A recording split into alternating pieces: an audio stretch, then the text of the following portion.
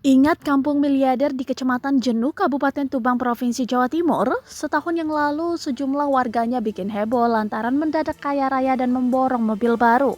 Mereka kaya mendadak setelah mendapatkan ganti untung karena lahan mereka dibeli untuk proyek pembangunan kilang minyak Pertamina.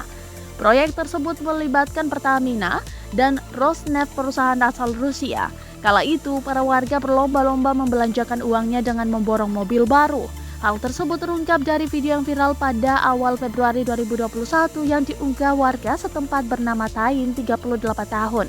Terekam beberapa unit mobil yang jumlahnya mencapai ratusan juta rupiah diangkut dengan truk diantar ke warga desa yang membelinya.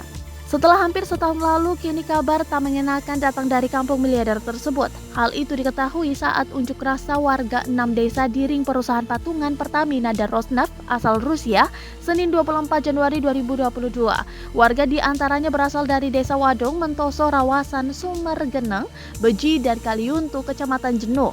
Seorang lelaki tua Musanam, warga Desa Wadung, mengaku menyesal telah menjual tanah dan rumahnya ke PT Pertamina Rosneft Pengolahan dan Petrokimia atau PT PRPP setahun lalu.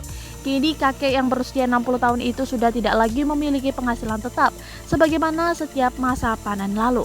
Untuk memenuhi kebutuhan sehari-hari, ia pun terpaksa harus menjual sapi ternaknya. Sudah tak jual 3 ekor untuk makan dan kini tersisa 3 lagi. Ujarnya di sela-sela aksi demo dilansir dari Kompas.com. Hal ini juga disampaikan Mugi 60 tahun, warga kampung miliarder lainnya. Seusai menjual tanah seluas 2,4 hektar ke perusahaan plat merah tersebut, kini ia kesulitan mendapatkan penghasilan setiap panen. Jika biasanya bisa mendapatkan 40 juta rupiah saat panen, sekarang sudah tak lagi mendapatkan hasil tersebut.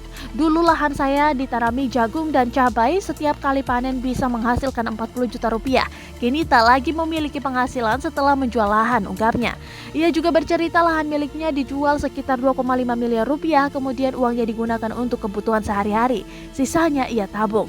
Mugi mengingat dulu sering didatangi pihak Pertamina saat berada di sawah agar mau menjual lahan. Segala bujuk rayu pun ditawarkan termasuk tawaran pekerjaan untuk anaknya. Namun hingga kini tawaran tersebut tak pernah terrealisasi. Anak-anaknya tak mendapatkan pekerjaan dari pihak Pertamina. Dulu saya datangi pihak Pertamina agar mau jual lahan, janji beri pekerjaan anak-anak saya, tapi tidak ada sampai sekarang, kata dia.